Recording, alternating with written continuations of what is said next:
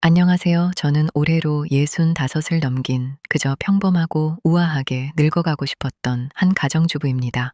제 입으로 이런 말씀 드리기 조금 쑥스럽지만 저는 참 복이 많은 사람이라 생각하며 평생을 살아왔습니다.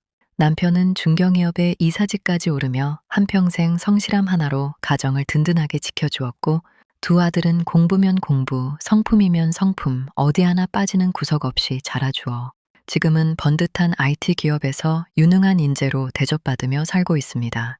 우리 집은 주변에서 별종 소리를 들을 만큼 화목했습니다. 아들만 둘인 집인데도 집안엔 늘 웃음소리가 끊이지 않았거든요. 사춘기 시절 그 흔한 반항 한 번 없이 자라준 아들들은 성인이 되어서도 주말이면 저와 남편을 데리고 맛집을 찾아다녔고 매년 온 가족이 해외여행을 떠나는 건 우리 집의 가장 소중한 전통이었습니다. 분기별로 한 번씩 온 가족이 모여 아울렛에 가서 서로의 옷을 골라주고 쇼핑이 끝나면 근사한 레스토랑에서 와인 한 잔을 곁들이며 수다를 떠는 것이 우리 가족의 큰 기쁨이었죠. 남들은 아들만 있는 집이 어떻게 딸 있는 집보다 더 살갑냐며 부러워했지만 저는 그게 다 남편의 자상함과 아이들의 바른 성품 덕분이라 믿었습니다. 그런데 그 평화롭고 잔잔하던 호수에 날카로운 돌덩이 하나가 날아들었습니다. 바로 큰애가 결혼하겠다며 데려온 며느리 때문이었습니다. 그 아이가 우리 집의 근간을 이토록 처참하게 흔들어 놓을 줄은 꿈에도 몰랐습니다. 큰아들이 결혼 상대를 데려왔을 때 우리 가족 모두는 진심으로 환영했습니다. 그 아이는 인상도 선했고 무엇보다 저희 집 특유의 화기애애한 분위기에 너무나도 자연스럽게 녹아들었거든요. 유명 외국계 광고회사의 팀장이라며 자신을 소개한 그 아이는 전문직 여성다운 당당함과 시부모를 살뜰히 챙기는 싹싹함을 동시에 갖추고 있었습니다. 정말 우리 집에 복덩이가 들어왔구나 싶어 제 가슴이 다 벅찰 정도였죠. 하지만 첫 번째 위화감은 결혼 후 맞이한 첫 명절에 찾아왔습니다. 온 가족이 거실에 둘러앉아 과일을 먹으며 웃음꽃을 피우고 있는데 갑자기 그 아이가 깊은 한숨을 내쉬며 눈가를 적시는 겁니다. 놀란 제가 무슨 일이냐고 묻자 그 아이가 떨리는 목소리로 말하더군요. 어머님, 사실 저희 친정아버지가 이번에 아주 큰 국가 프로젝트를 맡으셨는데 너무 과로하신 나머지 어제 쓰러지셔서 중환자실에 계세요. 남편 걱정할까봐 말도 못하고 혼자 가슴만 졸였는데 여기 오니 너무 마음이 놓여서 저도 모르게 눈물이 나네요. 그 말을 들은 남편과 아들들은 큰 충격을 받았습니다. 남편은 사돈어른의 안위를 걱정하며 당장 병원 주소를 물어보려 했고 우리 가족은 그날 밤 내내 그 아이를 위로하며 보냈습니다. 그런데 참 이상한 일이었습니다. 일주일 뒤 큰애가 저녁을 먹으러 와서 하는 말이 지난 주말에 장인어른이랑 골프 치고 왔는데 실력이 여전하시더라고요. 라는 게 아니겠어요? 골프라니 장인어른 병원에 계신 거 아니었니? 제 질문에 큰애는 눈을 동그랗게 뜨고 되물었습니다.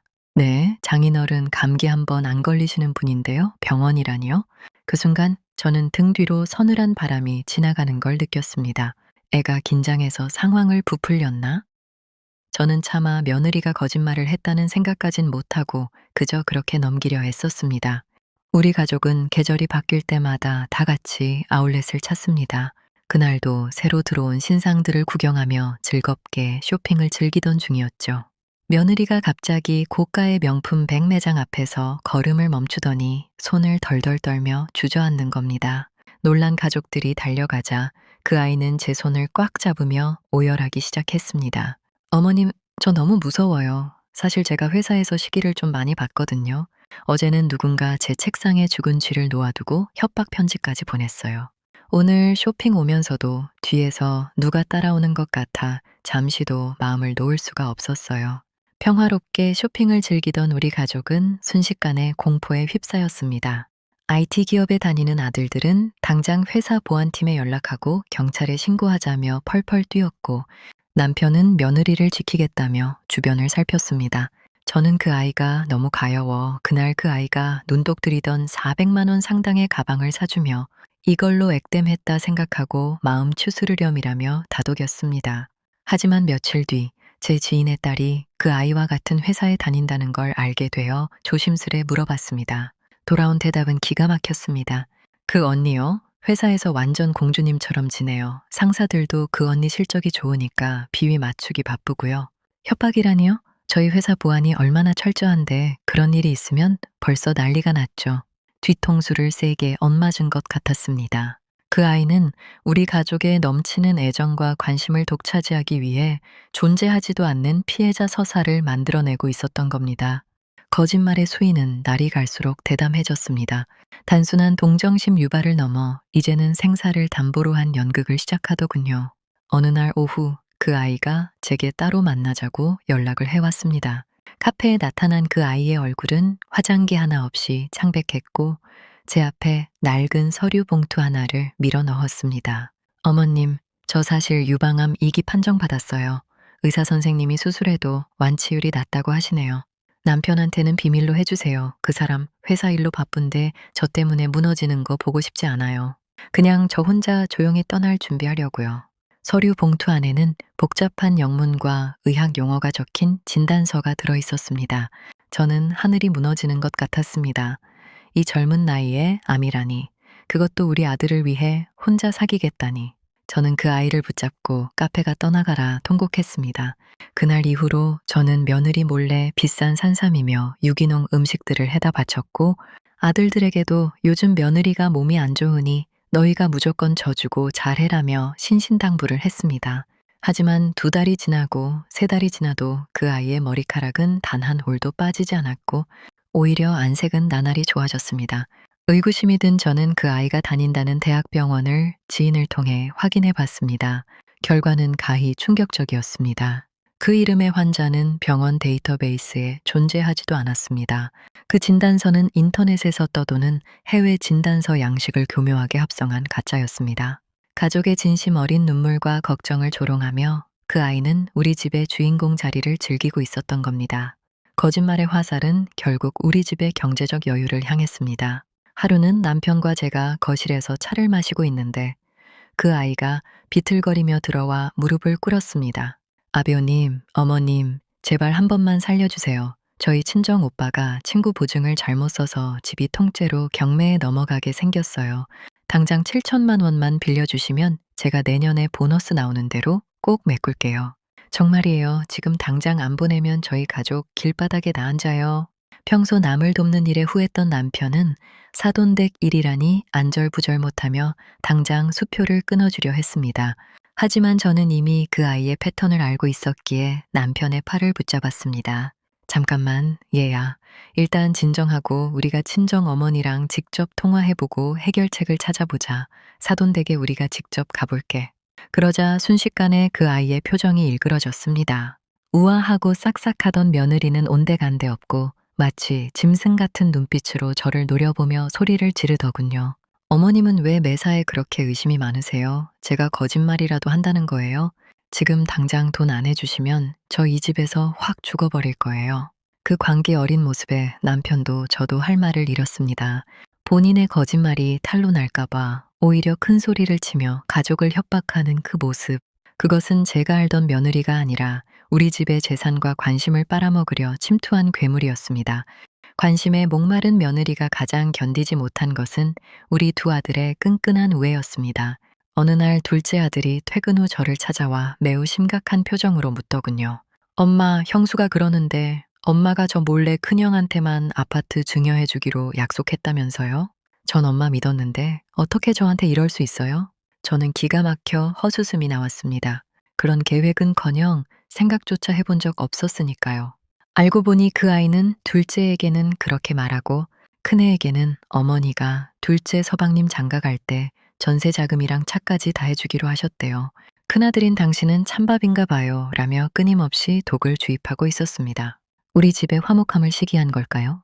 아니면 본인이 그 중심에서 모든 정보를 쥐고 가족들을 조종하고 싶었던 걸까요? 그 아이는 가족들이 서로를 의심하고 질투하게 만들고 그 사이에서 본인이 중재자인 척 연기하며 관심을 끌려 했습니다. 제가 어머님 마음 잘 돌려볼게요. 제가 동생분 오해 풀어줄게요 라며 천사 같은 얼굴로 가족의 심장에 칼을 꽂고 다녔던 겁니다. 결국 골물대로 골문 상처는 작년 여름 온 가족이 떠난 베트남 다낭 여행지에서 터지고야 말았습니다. 럭셔리한 리조트에서 제 65번째 생일을 축하하는 파티가 열리던 밤이었습니다. 가족 모두가 저를 축하하며 선물을 건네고 즐거워하자 그 아이는 자신이 주인공이 되지 못한 사실에 몹시 초조해 보였습니다. 그러더니 갑자기 머리가 아프다며 방으로 들어가 버렸습니다. 걱정이 되어 방으로 찾아간 저는 소름 끼치는 광경을 목격했습니다. 그 아이가 방바닥에 쓰러져 있는데 팔에는 붉은 선들이 가득하고 입된 거품 같은 것이 묻어 있더군요. 제가 비명을 지르며 다가가자 그 아이는 신음하며 말했습니다. 어머님, 저 너무 괴로워요. 아까 거실에서 둘째 서방님이 저보고 남의 집 돈 탐내지 말고 조용히 살아라라며 모욕을 줬어요. 그래서 제가 너무 억울해서. 하지만 그때 제 뒤에는 둘째 아들이 고프로 카메라를 들고 서 있었습니다. IT 기업에서 일하는 아들들은 여행 내내 브이로그를 찍는다며 고정 카메라와 캠코더를 곳곳에 두었거든요. 둘째는 기가 찬다는 듯 영상 하나를 틀었습니다. 식당 전체를 찍고 있던 영상 속에서 둘째는 조카와 노느라 정신이 없었고 며느리와는 말 한마디 섞지 않았습니다. 게다가 그 아이의 팔에 있는 상처는 며느리의 파우치 속에 있던 붉은 립스틱 자국이었습니다. 형수님, 이제 그만하시죠. 저 형수님이랑 말도 안 섞었습니다. 대체 왜 이러시는 거예요? 그 순간 그 아이의 가면이 완전히 조각났습니다. 더 이상 도망갈 곳이 없다는 걸 깨달은 그 아이는 갑자기 히스테릭하게 웃으며 악을 썼습니다. 그래, 내가 좀 지어냈어. 근데 그게 뭐 어때서? 당신들 너무 잘나서 내가 끼어들 자리가 없잖아. 나 좀 봐달라고, 나 좀 특별하게 대접해달라고 하는 게 그렇게 잘못이야? 여행에서 돌아온 후 우리 집은 예전의 공허함과는 다른 무거운 침묵에 휩싸였습니다. 큰아들은 자신이 사랑했던 아내의 실체에 배신감을 느껴 며칠 밤을 술로 지새웠고 남편은 한동안 식음을 전폐했습니다. 저는 더 이상 이 잔인한 연극을 지켜볼 수 없었습니다. 우아하게 늙고 싶었지만 내 소중한 가족을 지키기 위해서는 피눈물을 흘리며 단호해져야 했습니다. 우리는 그동안 모아온 모든 증거를 제시했습니다. 가짜 진단서, 회사 동료들의 증언, 이간질했던 정황들. 그 아이는 끝까지 애정 결핍이었다, 우울증이었다며 눈물로 호소했지만 그 눈물마저도 또 다른 대본처럼 느껴질 뿐이었습니다. 결국 큰아들은 이혼을 결정했습니다. 그 아이는 짐을 싸서 나가면서도 당신들 평생 후회할 거야. 나처럼 잘난 며느리 어디 가서 또 얻을 줄 알아? 라며 마지막까지 악담을 퍼부었습니다. 끝까지 자신이 무엇을 잘못했는지, 자신이 파괴한 것이 무엇인지 모르는 그 아이를 보며 저는 중독보다 무서운 게 타인의 관심을 향한 뒤틀린 욕망이라는 걸 뼈저리게 느꼈습니다. 여러분, 제 이야기가 영화 속 이야기처럼 들리시나요? 하지만 현실은 때론 소설보다 더 자극적이고 잔인합니다. 그 아이가 떠난 우리 집은 다시 조용해졌습니다. 매년 가던 해외여행도 올해는 건너뛰기로 했고 아울렛 쇼핑도 한동안은 가지 않을 생각입니다. 화목한 집안이라고 해서 모든 게 완벽한 건 아닙니다. 오히려 그 견고한 화목함이 누군가에게는 비집고 들어갈 틈 없는 장벽처럼 느껴졌을 수도 있겠지요. 하지만 그렇다고 해서 거짓으로 쌓아 올린 관심과 사랑이 정당화될 수는 없습니다. 지금 제 아들들은 마음의 상처를 치료받으며 천천히 회복 중입니다. 저 역시 가족을 의심하고 감시해야 했던 그 끔찍한 기억들을 잊으려 노력하고 있고요. 혹시 여러분 주변에도 유독 기구한 사연이 많거나 늘 자신을 비운의 여주인공으로 포장하는 사람이 있나요? 그 사람의 눈물을 무조건 믿기 전에 한 번쯤은 차분하게 그 너머의 진실을 들여다보시길 바랍니다. 오늘 제 긴 하소연을 들어주셔서 진심으로 감사합니다. 여러분의 가정에는 거짓 없는 진실한 평화와 행복만이 가득하시길 간절히 기도하겠습니다. 오늘 이야기가 크게 와닿으셨거나 비슷한 경험이 있으신 분들은 댓글로 사연을 나눠주세요. 여러분의 가정에 늘 평화와 행복만 가득하시길 바랍니다. 오늘도 함께 해주셔서 감사합니다.